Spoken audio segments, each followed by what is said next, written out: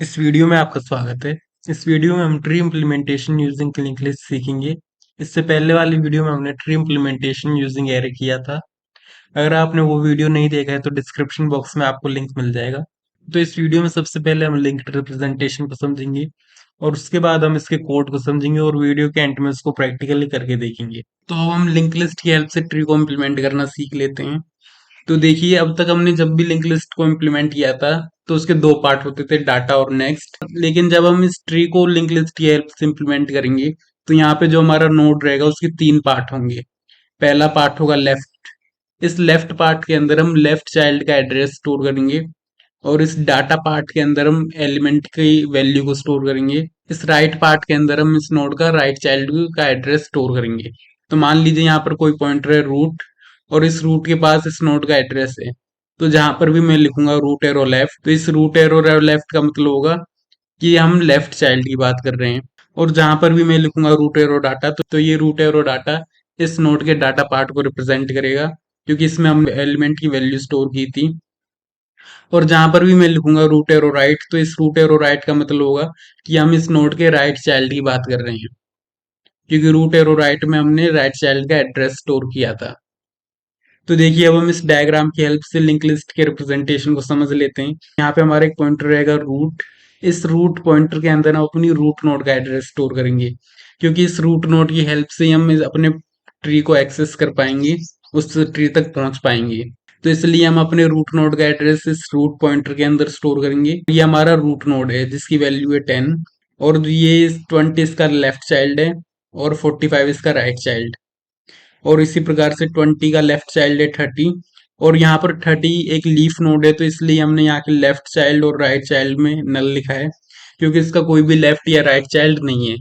तो जिस एलिमेंट का जो भी चाइल्ड नहीं होगा हम उसकी जगह पर नल लिखेंगे। जैसे यहाँ पर ये 45 है, यहाँ पे इसका राइट चाइल्ड है 89, लेकिन इसका कोई भी लेफ्ट चाइल्ड नहीं है, तो इसलिए हमने यहाँ पर नल लिखा है। तो इस प्रकार से हम लिंक लिस्ट की हेल्प से ट्री को इम्प्लीमेंट करते हैं। इसको अभी हम कोड की हेल्प से भी समझेंगे। अब उसको समझने से पहले हम थोड़ा सा ट्राइवर्सिंग को समझेंगे। तो ट्री में हम कई प्रकार से ट्राइवर्सिंग कर सकते हो। देखिए, ट्राइवर्सल का मतलब होता है कि किसी डाटा स्ट्रक्चर में जितने भी एलिमेंट्स हैं उन सभी एलिमेंट्स को कम से कम एक बार प्रोसेस करना, या फिर आप कह सकते हैं इन सभी एलिमेंट्स को एक कम से कम एक बार प्रिंट करना, जिसमें सभी एलिमेंट एक बार प्रिंट हो जाएं। तो देखिए, जो हमारा पहला ट्राइवर्सल है वो है इन ऑर्डर। तो आपको ये सीक्वेंस याद रखना है। इसमें हम सबसे पहले लेफ्ट चाइल्ड को प्रोसेस करेंगे, उसके बाद रूट और उसके बाद राइट। तो मान लीजिए अगर मैं इस ट्री के अंदर इन ऑर्डर ट्राइवर्सल से प्रिंट करना चाहूँ तो देखिए हमारा आउटपुट क्या आएगा। तो इस ट्री का जो रूट नोड है वो है ए, ये इसका रूट नोड है। और यहाँ पर हमने लिखा है लेफ्ट रूट राइट, तो सबसे पहले इस रूट का लेफ्ट पार्ट प्रिंट होगा। तो इस रूट का लेफ्ट पार्ट है ये इसका लेफ्ट सब ट्री। और इस लेफ्ट सब ट्री में हम देखें तो यहाँ पर फिर से इन ऑर्डर ट्राइवर्सल का रूल फॉलो होगा। तो यहाँ पर जो इस सब ट्री में जो रूट नोड है वो है बी, और इस बी का लेफ्ट चाइल्ड है सी। तो यहाँ पर फिर से सबसे पहले इस सी को हम देखेंगे, और यहाँ पर आगे सी का कोई भी लेफ्ट चाइल्ड नहीं है, तो हम यहाँ पर सी को प्रिंट कर देंगे, क्योंकि सी एक लीफ नोड है। तो अब हमने इस सब ट्री के अंदर लेफ्ट को प्रिंट कर दिया, क्योंकि लेफ्ट के बाद हमें रूट को प्रिंट करना है। तो इसमें जो हमारा रूट है वो है बी, तो इस सी के बाद हम बी को प्रिंट कर देंगे। और हमने अब लेफ्ट को प्रिंट कर लिया, रूट को प्रिंट कर लिया। इन दोनों को प्रिंट करने के बाद हम प्रिंट करेंगे राइट को।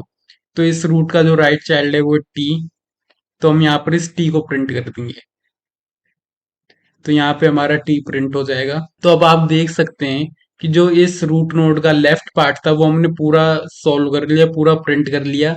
अब इस लेफ्ट पार्ट के बाद हम इस रूट नोड को प्रिंट करेंगे जो कि ए है, तो यहाँ पर ए प्रिंट हो जाएगा। और इस ए को प्रिंट करने के बाद हमने यहाँ पे अब लेफ्ट को प्रिंट कर लिया, रूट को प्रिंट कर लिया। और रूट को प्रिंट करने के बाद हमारे पास अब केवल ये राइट पार्ट बचा है। तो हम इस रूट नोड के इस राइट पार्ट को सॉल्व करेंगे, इस राइट पार्ट को प्रिंट करेंगे। तो यहाँ पे फिर दोबारा हमारा यही रूल फॉलो होगा इन ऑर्डर का। तो यहाँ पे फिर हम सबसे पहले इस सब ट्री के अंदर लेफ्ट पार्ट को सॉल्व करेंगे, लेफ्ट पार्ट को प्रिंट करेंगे, उसके बाद रूट और राइट को। तो इसका जो लेफ्ट पार्ट है वो है के, तो यहाँ पे हमारा के प्रिंट हो जाएगा। और इस के को प्रिंट करने के बाद अब हमने इसका लेफ्ट पार्ट प्रिंट कर लिया, तो अब हम इस रूट को प्रिंट करेंगे। तो यहाँ पे हमारा ये पी प्रिंट हो जाएगा। और इस पी को प्रिंट करने के बाद अब हमने यहाँ पे लेफ्ट को प्रिंट कर लिया, रूट को प्रिंट कर लिया, तो यहाँ पे हमारा केवल ये राइट पार्ट बचा एन। तो इसके बाद लास्ट में हम इस n को प्रिंट कर लेंगे। तो ये जो हमारा तरीका रहता है इस सीक्वेंस में प्रिंट करने का, लेफ्ट रूट राइट, इसको हम इन ऑर्डर ट्रैवर्सिंग कहते हैं। तो अब हम अपनी अगली ट्रैवर्सिंग देखते हैं।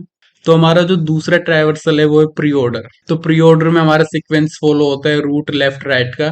यहाँ पे हम सबसे पहले रूट को प्रिंट करेंगे, उसके बाद लेफ्ट को और उसके बाद राइट को। तो अगर मैं यहाँ पर देखूं तो यहाँ पे हमारा जो रूट नोड है वो है ए। तो यहाँ पे हमें सबसे पहले रूट को प्रोसेस करना है। तो हम यहाँ पे सबसे पहले लिखेंगे ए, और इस ए को प्रिंट करने के बाद अब हम यहाँ पे इसका लेफ्ट पार्ट देखेंगे। तो इसका जो लेफ्ट पार्ट है वो है ये सारा, ये इसका लेफ्ट पार्ट है। तो इस लेफ्ट पार्ट के अंदर हम फिर से प्री ऑर्डर का रूल लगाएंगे। इस लेफ्ट सब ट्री के अंदर ये बी इसका रूट नोड है, और इस रूट नोड के बाद हम यहाँ पे सबसे पहले इस बी को प्रिंट करेंगे, क्योंकि ये यहाँ पे रूट नोड है। तो हम ए के बाद हमने बी को प्रिंट किया। तो यहाँ पे हम रूट को प्रिंट करने के बाद अब इसका लेफ्ट पार्ट प्रिंट करेंगे। तो इस बी का जो लेफ्ट चाइल्ड है वो है सी।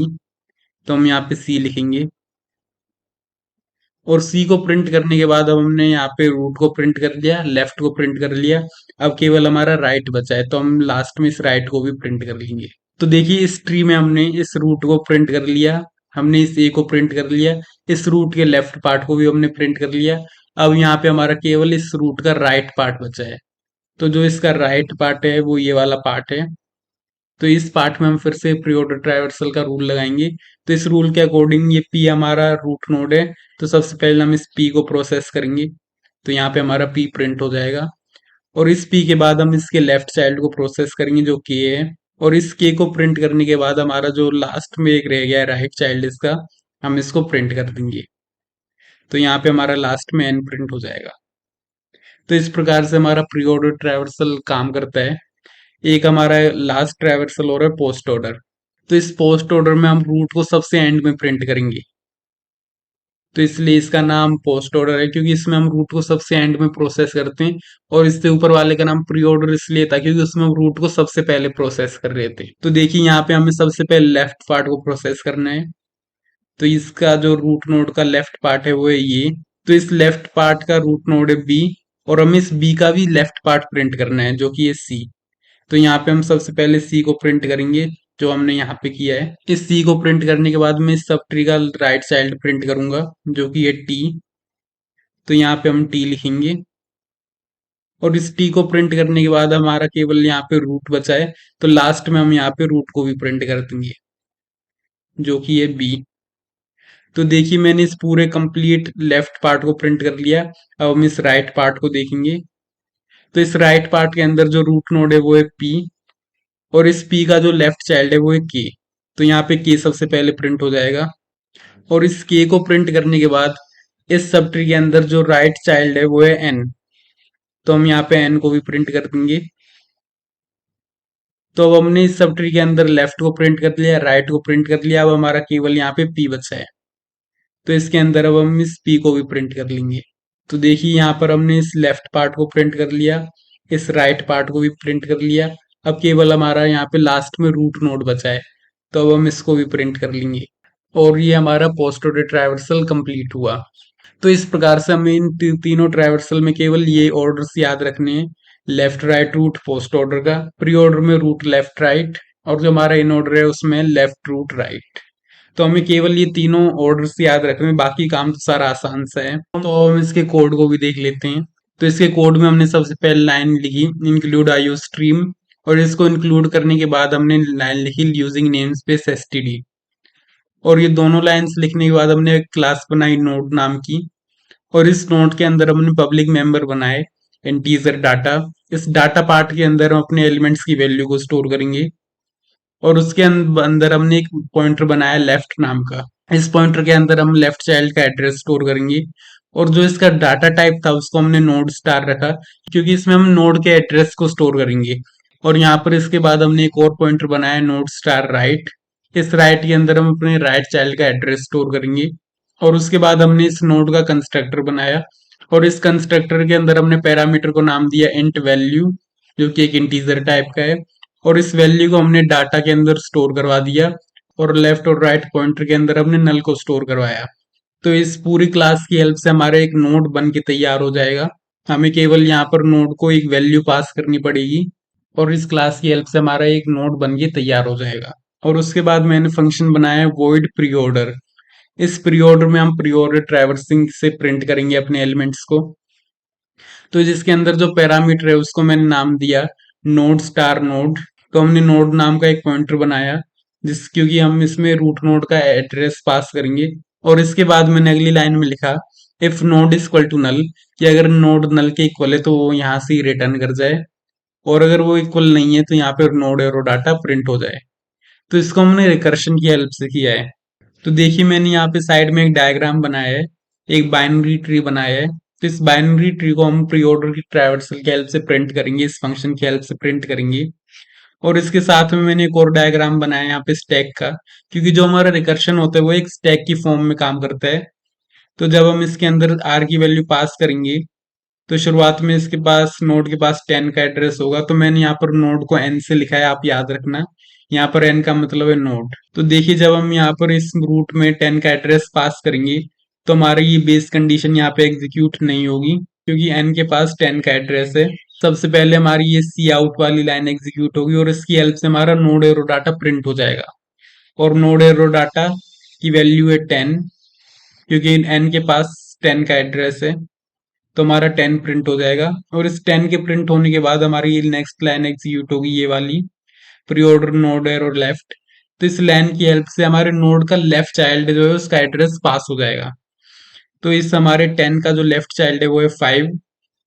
तो ये हमारा नया नोड बनेगा। हमने अब की बार इसका एड्रेस पास कर दिया, तो इसको हम स्टैक में भी लिख लेंगे। तो देखिए जब दूसरी बार हमारा फंक्शन ये कॉल हुआ तो n की वैल्यू 5 है। तो अब हमारा ये फंक्शन दोबारा से चलेगा। हमारी अब की बार भी बेस कंडीशन ट्रू नहीं है, तो सबसे पहले यही लाइन एग्जीक्यूट होगी, सी आउट नोड एरो डाटा। तो इस नोड का जो डाटा पार्ट है उसमें 5 स्टोर है, तो यहाँ पे 5 प्रिंट हो जाएगा। और इस 5 के प्रिंट होने के बाद हमारी ये लाइन एग्जीक्यूट होगी, pre order node arrow left. लेकिन 5 के कोई भी लेफ्ट या राइट चाइल्ड नहीं है, तो इन दोनों ही लाइनों में हमारा ये बेस कंडीशन अप्लाई हो जाएगी, बेस कंडीशन लग जाएगी और ये यहाँ से ही रिटर्न कर जाएगा। तो जो हमारी जो दूसरी बार जो हमने रिकर्शन कॉल किया था, जो फंक्शन कॉल किया था, वो कंप्लीट हो जाएगा और यहाँ से ये n कट जाएगा। तो आपको याद होगा जब हमने इस n इक्वल टू 10 को, जब अपने फंक्शन को पहली बार कॉल किया था तो उसमें केवल हमने ये वाली लाइन ये एग्जीक्यूट की थी, या उसमें हमने केवल 5 का एड्रेस ये पास किया था। ये लास्ट वाली लाइन अभी हमारी बची हुई थी, जिसमें हम नोड एरो राइट का एड्रेस पास करेंगे। अब हम लास्ट वाली लाइन में इस नोड एरो राइट का एड्रेस जाएगा, यानी कि इस 2 का एड्रेस जाएगा। और इस 2 का एड्रेस जब पास होगा यहाँ से, तो हमारा नोड यहाँ से हटकर यहाँ पर आ जाएगा, 5 से हटकर 2 पे आ जाएगा। तो यहाँ पे हम लिखेंगे n इक्वल टू 2, क्योंकि अब नोड के पास 2 का एड्रेस है। तो देखिए यहाँ पे क्या होगा, यहाँ पे सबसे पहले यही लाइन एग्जीक्यूट होगी, नोड एरो डाटा, और यहाँ पे हमारा 2 प्रिंट हो जाएगा। और इस 2 के प्रिंट होने के बाद हमारी ये दोनों लाइन एग्जीक्यूट होंगी, लेकिन इस 2 का कोई लेफ्ट या राइट चाइल्ड नहीं है, तो इसलिए दोनों नल के इक्वल हैं, तो वो यहाँ बेस कंडीशन से ही रिटर्न कर जाएंगे और कोई लाइन एग्जीक्यूट नहीं होगी। तो देखिए जब इस 2 वाली नोड का एड्रेस पास हुआ तो वो पूरी तरह से कंप्लीट फंक्शन पूरा हो गया।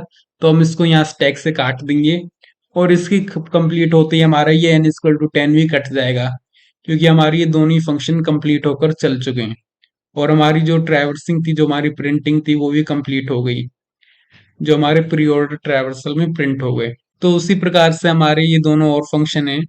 पहला है इन ऑर्डर। तो इस इन ऑर्डर फंक्शन के अंदर भी हम अपने बाइनरी ट्री को इन ऑर्डर वे में ट्रैवर्स करेंगे। तो यहाँ पर भी हमने पैरामीटर को नाम दिया है नोड, और इसके बाद सेम बेस कंडीशन लगाइए, node equal to null is, तो ये हमारा रिटर्न कर जाए। तो देखिए यहाँ पे मैंने फिर से एक और डायग्राम बनाया है, सेम डायग्राम है जो हमने ऊपर बनाया था। तो इसको भी हम इस वाले डायग्राम की हेल्प से समझेंगे। तो मान लीजिए अगर मुझे इस ट्री को प्रिंट करवाना है तो मैं इस रूट का एड्रेस पास करूंगा, इस 10 का एड्रेस पास करूंगा। तो यहाँ पे जो हमारा नोड होगा वो शुरुआत में 10 होगा, जो मैंने स्टैक में लिखा भी है कि जब हमारा फंक्शन पहली बार कॉल हुआ तो यहाँ पर नोड की वैल्यू 10 थी, नोड के पास 10 का एड्रेस था। तो देखिए यहाँ पर सबसे पहले हमारी ये बेस कंडीशन चेक होगी, लेकिन हमारा नोड नल के इक्वल नहीं है, क्योंकि नोड के पास 10 का एड्रेस है। तो हमारी ये वाली लाइन एग्जीक्यूट होगी बेस कंडीशन के बाद, जिसमें हमने इन ऑर्डर फंक्शन को कॉल किया है और इसमें नोड एरो लेफ्ट के एड्रेस को पास किया है। तो देखिए इस लाइन से क्या होगा, हमने इस फंक्शन को दोबारा कॉल किया तो यहाँ पर हमारा रिकर्शन हो जाएगा। तो यहाँ पर नोड के पास 5 का एड्रेस आ गया जब हमने दूसरी बार इस फंक्शन को कॉल किया। और इसको कॉल करने के बाद क्या होगा, हमारा ये एन पॉइंटर यहाँ पे आ जाएगा और ये फंक्शन दोबारा से चलेगा। तो देखिए यहाँ पे सबसे पहले बेस कंडीशन चेक होगी, लेकिन नोड हमारा नल के इक्वल नहीं है क्योंकि नोड के पास 5 का एड्रेस है। तो हमारी ये वाली लाइन एग्जीक्यूट होगी इन ऑर्डर वाली। तो इन ऑर्डर में नोड एरो लेफ्ट का एड्रेस पास होगा, लेकिन आप देख सकते हैं इस 5 का कोई भी लेफ्ट चाइल्ड नहीं है। तो इसका लेफ्ट चाइल्ड नहीं है तो यहाँ से ये रिटर्न कर जाएगा। और इसके बाद हमने लाइन लिखी है सी आउट नोड एरो डाटा। तो इस लाइन की हेल्प से हमारा 5 प्रिंट हो जाएगा। और इस 5 के प्रिंट होने के बाद हमारी अगली लाइन है in order node arrow right. तो इस नोड एरो राइट की हेल्प से हमारे 5 का राइट चाइल्ड का एड्रेस पास होगा, लेकिन इसका कोई भी राइट चाइल्ड नहीं है तो ये बेस कंडीशन से ही लौट जाएगा, रिटर्न कर जाएगा। तो इसलिए यहाँ पे कुछ प्रिंट नहीं होगा। तो हमारा जो n इक्वल टू 5 था, जो हमारी ये सेकंड बार कॉलिंग हुई थी, तो ये कट जाएगी। जब हमने इसको पहली बार फंक्शन को कॉल किया तो आपको याद होगा केवल हमारी ये एक लाइन ही एग्जीक्यूट हुई थी, ये पहली, जिसमें हमने इस नोड एरो लेफ्ट को कॉल किया था। और जो हमारी सेकंड लाइन है अब इसके बाद ये एग्जीक्यूट होगी और इसके बाद हमारा नोड एरो डाटा प्रिंट हो जाएगा। तो यहाँ पे हमारा नोड के पास 10 का एड्रेस है तो यहाँ पे 10 प्रिंट होगा। और इस 10 के प्रिंट होने के बाद हमने नोड एरो राइट को कॉल किया है। तो देखिए जब हम इसमें 2 के एड्रेस को पास करेंगे तो अब की बार भी हमारी बेस कंडीशन ट्रू नहीं है। तो सबसे पहले ये वाली लाइन एग्जीक्यूट होगी in order node arrow left, लेकिन इस 2 का कोई भी लेफ्ट चाइल्ड नहीं है तो ये हमारे बेस कंडीशन से ही रिटर्न कर जाएगा। और उसके बाद हमारी नेक्स्ट लाइन एग्जीक्यूट होगी ये सी आउट, और इसमें हमारा नोड एरो डाटा प्रिंट हो जाएगा। और इसमें हम अब की बार हमारे नोड की वैल्यू है 2, और इस 2 के बाद हमारी नेक्स्ट लाइन एग्जीक्यूट होगी ये वाली थर्ड, और इसके अंदर नोड एरो राइट का एड्रेस पास होगा, लेकिन इस 2 का कोई भी राइट चाइल्ड नहीं है तो ये बेस कंडीशन से ही लौट जाएगा। और इस लाइन के एग्जीक्यूट होने के बाद हमारा ये n इक्वल टू 2 कंप्लीट हो जाएगा और इसके साथ ही n इक्वल टू 10 भी कट जाएगा। तो इस प्रकार से हमारा ये पूरा फंक्शन काम करेगा। और उसके बाद हमारा अगला फंक्शन है पोस्ट ऑर्डर। इसके अंदर हम पोस्ट ऑर्डर ट्रैवर्सिंग करेंगे, तो इसको आप खुद करके देखना। अगर कोई डाउट हो तो कमेंट सेक्शन में पूछ लेना। इसमें भी हमने सेम वही बेस कंडीशन लगाई है और इसमें भी हमने सेम वही 2 बार रिकर्शन किया है, और बस इसमें केवल फर्क इतना है कि हमने सी आउट को सबसे लास्ट में प्रिंट किया है। तो देखिए तीनों में केवल यही फर्क है, जहां पर भी हमें रूट को जिस भी नंबर पर प्रिंट करना है तो उसमें हम सी आउट को उसी बार में प्रिंट करेंगे। जैसे पोस्ट ऑर्डर में हम रूट को सबसे लास्ट में प्रिंट करते थे तो इसलिए हमने यहाँ पे सी आउट सबसे लास्ट में लिखा। तो हमें ये तीनों ऑपरेशंस को ध्यान रखना है। और इन तीनों फंक्शंस को बनाने के बाद मैंने अपना मेन फंक्शन लिखा। इस मेन फंक्शन के अंदर सबसे पहले मैंने नोड्स को क्रिएट किया। तो देखिए जब मैंने इसका नोड बनाया तो सबसे पहले मैंने एक पॉइंटर बनाया रूट नाम का, और इस रूट के बाद मैंने कीवर्ड का यूज किया न्यू। इस न्यू कीवर्ड से क्या होगा, इस न्यू कीवर्ड से इस नोड की मेमोरी लोकेशन इस रूट को एलोकेट हो जाएगी, और यहाँ पे जो हमने वल की वैल्यू पास की वो इसके डाटा पार्ट में स्टोर हो जाएगी। तो इसी प्रकार से मैंने 5 नोड बनाए, और उसके बाद इन पांचों नोड को बनाने के बाद मैंने इनको आपस में कनेक्ट किया। तो देखिए जो हमारा ये 1 था ये हमारा रूट नोड था, और देखिए इस रूट नोड को बनाने के बाद मैंने लिखा root arrow left equal to node 1।